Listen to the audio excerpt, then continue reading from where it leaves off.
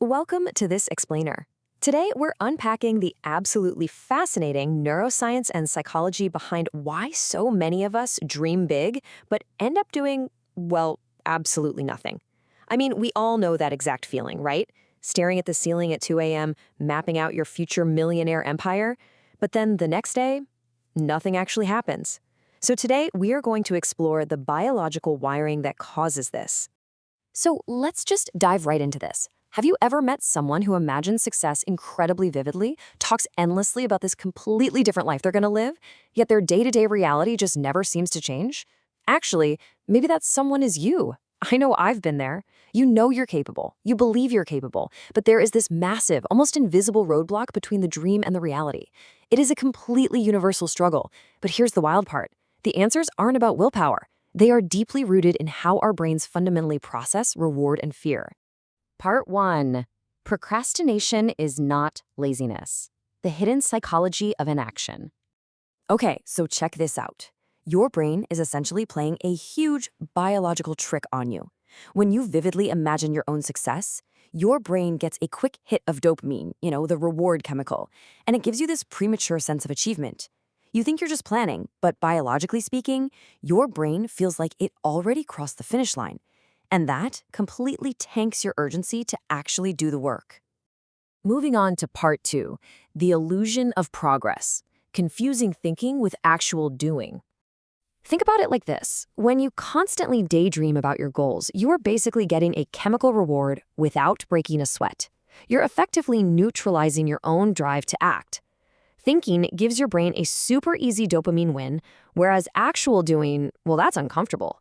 It's slow, it demands some serious executive function from your brain, and frankly, it's just hard work. Which brings us to part 3, the fear of trying, protecting the perfect dream.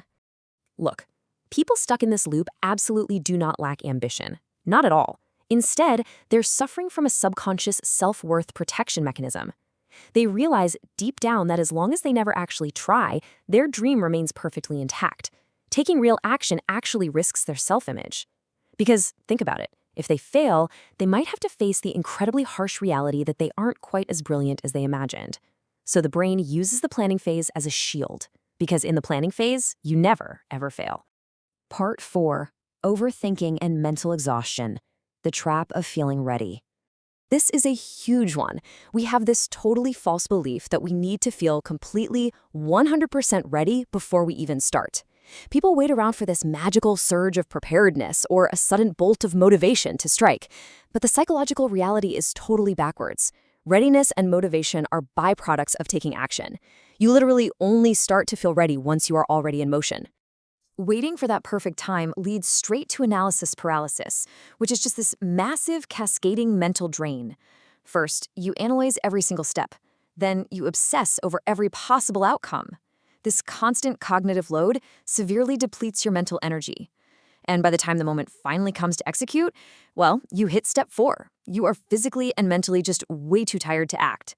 You have literally exhausted yourself just thinking about the work. Let's look at part 5, the identity misalignment. Your brain resists character change. As the saying goes, the brain resists actions that don't match how a person sees themselves. This is cognitive dissonance playing out in real time. If your internal narrative constantly tells you that you aren't a disciplined person, your brain is going to fight tooth and nail against doing disciplined things. Why? Because taking action requires you to become someone entirely different. No matter how massive your dreams are, your brain will pull the emergency brake just to keep your reality perfectly aligned with your current self-image. And finally, part 6, acting against your mind. Addiction to potential versus reality. This right here exposes the ultimate trap. We can actually develop an emotional addiction to what could be. Talking about big dreams, it feels exhilarating. This addiction to your own potential creates a massive rush of possibility. But real progress? Oh man, it's repetitive, it's difficult. It totally lacks that immediate, flashy dopamine hit. So instead of sitting down and doing the hard, boring work, we just stay comfortably addicted to the exciting fantasy. It really just boils down to this. It feels so much better to face who you could be rather than who you are right now. We cling to that intoxicating idea of our absolute potential because facing our current imperfect reality is a profoundly difficult pill to swallow.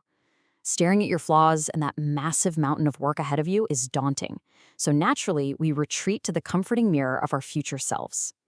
As we wrap up this explainer, I really want to leave you with this final, provocative truth from the psychology of procrastination. Having big dreams isn't rare at all, but turning them into reality definitely is.